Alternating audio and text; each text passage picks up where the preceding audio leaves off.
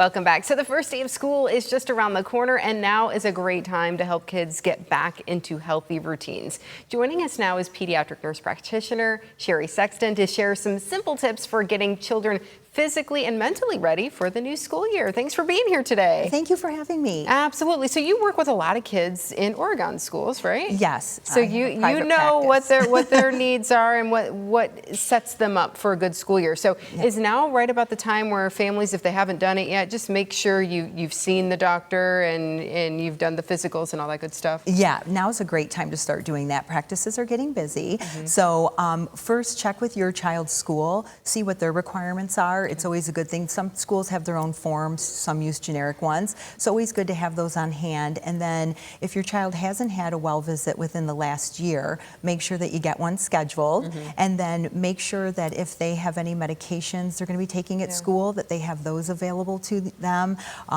Proper prescription bottle, not expired. They have all the forms that they need for that. Yeah, because even time passes from last school year to this year.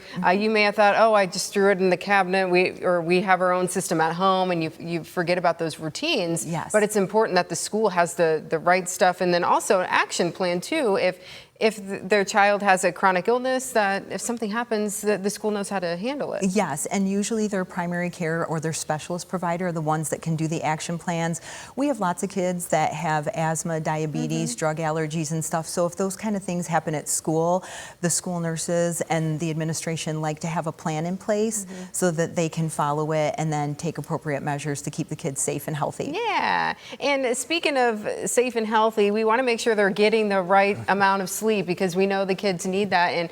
And I know my daughter, the bedtime has got pushed back a little bit over these summer months, and we really need to start honing in though on making sure that they're getting back into those regular sleep schedules. Yeah, so now's a great time to start that. Usually about 2 weeks or so before school.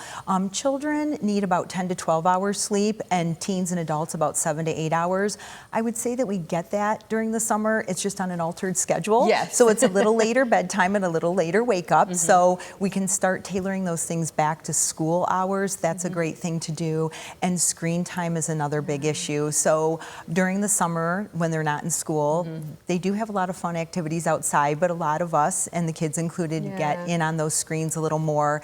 And so getting them ready to be screen free during school. So taking them out of meal times, maybe setting aside some time in the home, like we're not going to have screens right now, we're going to do something outside, or we're going to do something as a family, and then at least an hour before bedtime, those things should be going away. Cut it off. Yes, so that their minds aren't racing and they can have a restful sleep, because that's key. Yeah, with that blue light, it kind of keeps them going and stimulated, and they're not sleeping well. Okay, so now's the time, parents. Cut back on that. Also, what about anxiety? Because I feel like sometimes kids can be a little bit nervous about going back to school. Yeah, and so it's a good time to start a conversation now as we get closer.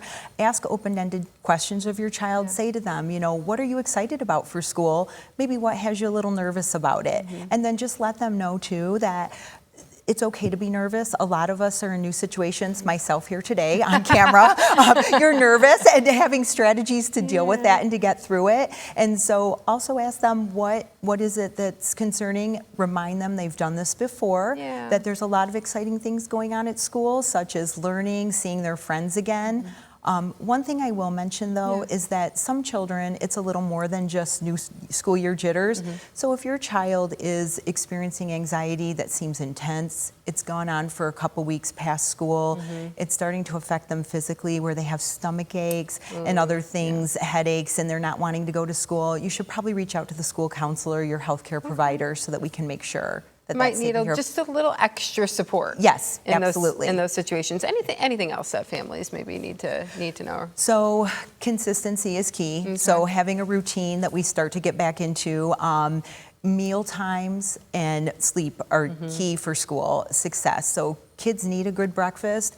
Not all of them want to eat it first thing in the morning. So a lot of times what you can do is that you can do a grab and go healthy breakfast so that they can fuel their brain to learn. Some kids will eat a breakfast at home, and that's great. Setting aside things the night before. So we all have mornings that don't go as planned. Having homework completed, having backpacks packed, making sure that we have school clothes laid out. And then if it's like phys ed day, that the phys ed The clothes. sneakers, yeah. Yes, everything's in the bag. Yeah. If they're in extracurriculars, making sure they have their band instrument, their sports equipment, Yeah. all that kind of fun stuff. So Set those up are for things. success. Yes, and then homework is going to enter back into the picture. Yeah. So making sure that we set aside time for homework. Mm-hmm. Some kids will come home and want to do it right away and just have their night free. Check it off. Yes, there's other kids that will need a little decompression time Yeah. and they're like, I need to do something else before that. And I would say tailor that to your child. You know best what they do best with. And then if they're getting frustrated with it initially, getting back to it, give them small breaks. I'd also remind people to let them work independently. Yeah. And then You if don't they have to ask hover for so help, much. yes, Yeah. if they ask for help, give it. But yeah, getting back in those homework routines is key as well. Beautiful. Great advice. Thank you Thank so you. much for being here today. We're all going to have a good school year, right? Yes. Yes. Yes. Yeah.